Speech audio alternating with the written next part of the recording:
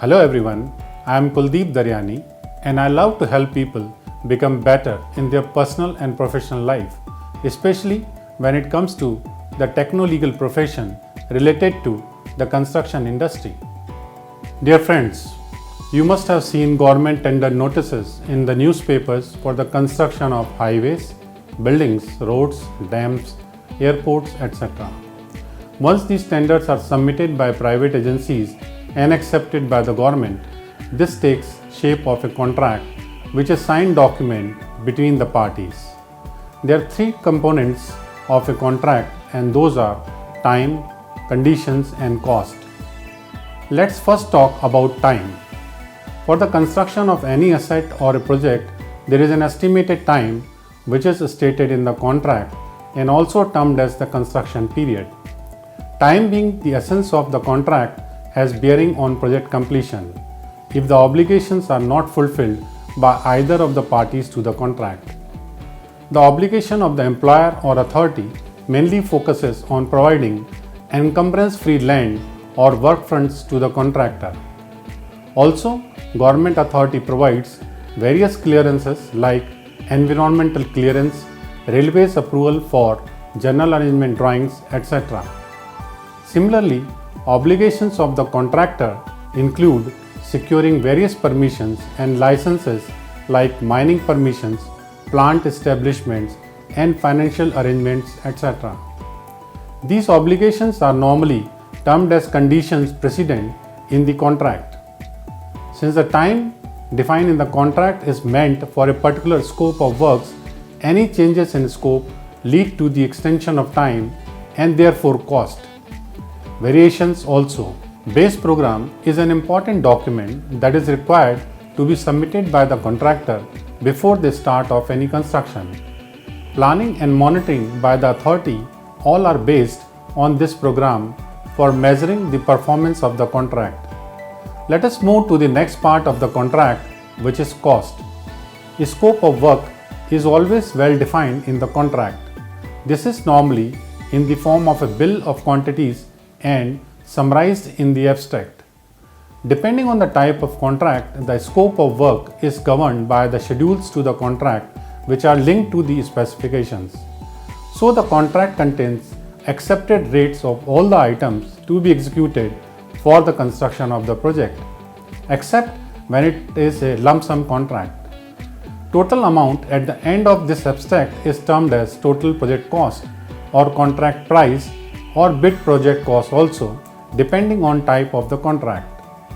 Contract price is linked to defined resources deployment in terms of 4 M's, which are manpower, materials, machinery and money. To account for any changes in the rates of items to be executed during the currency of the contract, price adjustment or escalation provisions are made in the contract. These adjustments are available in the form of arithmetic formulae, which refers to various indices and rates published by the RBI or government. In addition to the change in rates, to account for the change in quantities of various BOQ items, contract provides for change of scope or variations. Through this process of change of scope, rates of impacted items are revised or restructured as per prevailing market rates or district schedule of rates, which are published by the government at regular intervals. It is now time to throw light on the third part of the contract, which is conditions. There are various terms and conditions in a contract. Key ones are performance security, payment terms, damages or penalties, bonus, notices, and terminations, etc. All these conditions are meant for the successful completion of the project. For the performance of a contract, a contractor generally needs to submit a bank guarantee for around 5% of the contract price. Government provides payment terms in the contract along with interest on delayed payment. Payments are made to the contractor through running account bills. Damages or penalties apply to either of the parties to the contract if they fail to fulfill their obligations and responsibilities laid down clearly in the contract. For early completion of the project, bonus provisions are also made in the contract. If failure of either party cannot be cured in the specified time and are in the nature of the material breach, the termination clause in the contract can be invoked. This attracts termination payments well defined in the contract. Notices are the most important documents required to be served between the parties at every stage in the contract. Hence, proper correspondence maintaining records are of utmost importance as document controls.